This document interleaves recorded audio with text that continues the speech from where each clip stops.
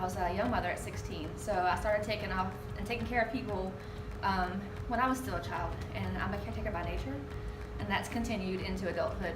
And there came a point where everybody came first except for myself, and I was so fixated on taking care of my husband and my kid and working that I lost myself. I lived at about 200 pounds, and it was hard, and then it became depressive, and I got in a cycle where I would eat because I was sad. I lost my mother and my grandmother all in the same month, and it got even more and more consuming. And then I got to where I had no energy. Taking care of my family, which is what I love to do, was even difficult.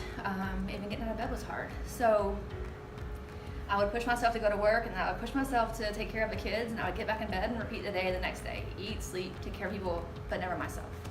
So one day I had a friend that was doing CrossFit. I never really pursued it until like normal people I knew started doing it. And I went to a friend's class one day, and it was probably the hardest walk I've ever taken through those doors, watching, I call them the unicorns.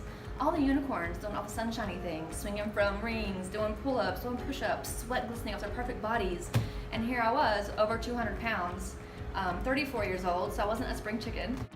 I took the class and I fell in love, and I said, I want to do that again. Even though the next day I was hurting and I was the biggest person in the gym, I wanted to come back for more. Everybody was so welcoming, and I just felt like maybe I'm not out of place after all. And then the more I started talking to people, the more I noticed that everybody had similar backgrounds. Not everybody, most people had similar backgrounds. They either struggled with mobility, or they struggled with strength, or maybe even the thinnest, most beautiful body, they were working on their weight training because they weren't very strong. Everyone had different challenges that was yet similar. So I hear a lot of times, trust the process.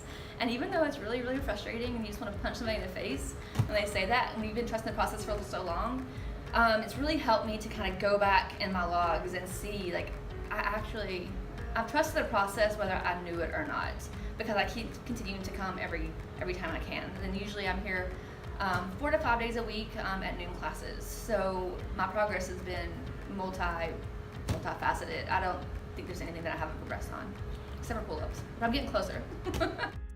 I love coming back because I have friends here. I don't usually socialize outside of the box and work because I stay so busy with work. You know, I've got a family, and we're a military family. We don't have a lot of close-knit friends here.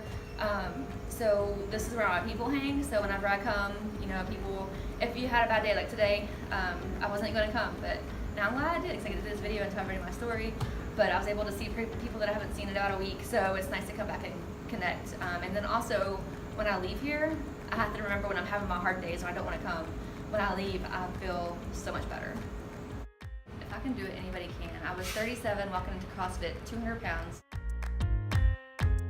You hear negativity from people around you about lifting weights or getting bulky, or oh, you're gonna hurt yourself. Find that voice in yourself that's telling you you can make a change, and take the walk through the door. I went from, I've got pictures of whenever I started deadlifting from 100, I was so proud of my 145, and now I'm at 285, so I'm almost at the 300 pound club. When someone says you can't do it, showing them is the best feeling ever. Whether it be you can't go to CrossFit, you're this or you're that, young, old, injuries, disabilities. I share a lot on my personal page about people that do amazing things every day. And it's just amazing it's an amazing feeling, because people have told me that I can never do a pull-up or I can never do CrossFit. Being able to do it every day is just such a blessing. There are a lot of people that can't, and I remember in the very early days of doing CrossFit, and it even helps me today in real life, outside of the box, thinking there are people that really can't, that are bedridden, that don't have any outlet. Do it for